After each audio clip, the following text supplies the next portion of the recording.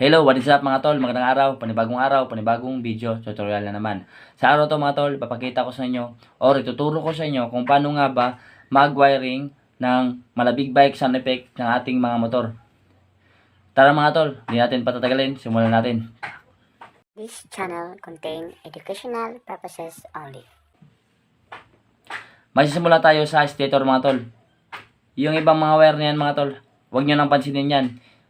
Kasi yung kukunin lang natin na supply mga tol ay light coil or yellow wire. Mga tol.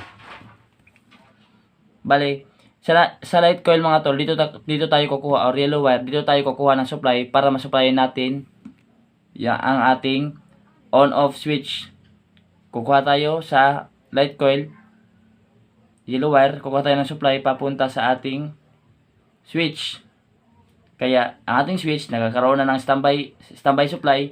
Tapos ang output naman ng ating switch i-connect natin sa positive ng ating speaker.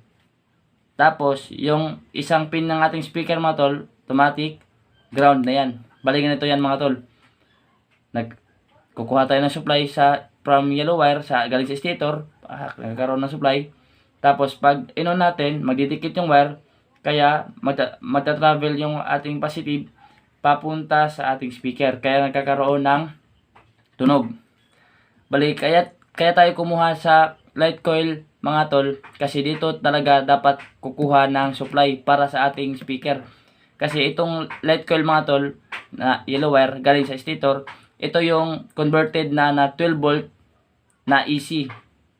Ito yung light coil mga tol, di ba dito tayo kumuha dito kukuha sa light coil or yellow wire, dito kukuha para sa ating supply sa ating headlight na naka-AC drive. Kaya dito tayo kumuha mga tol para stable na 12 volt ang labas papunta sa ating speaker mga tol.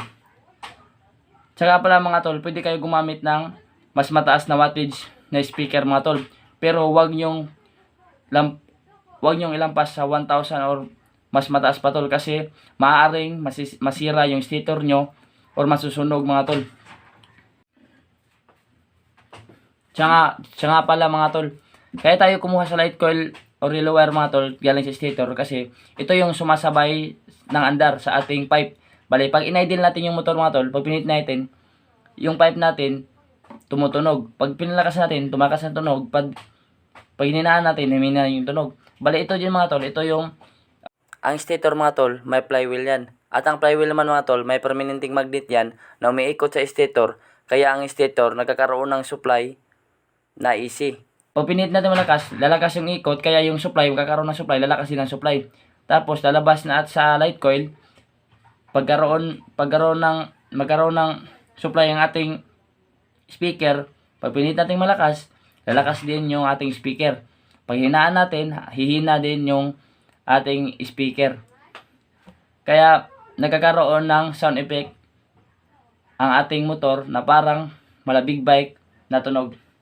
So nga pala mga tol, ito mga tol, diagram lang ito. Sa susunod na video, gagawa tayo ng demo na maglagay talaga tayo ng wiring ng ganito sa ating motor.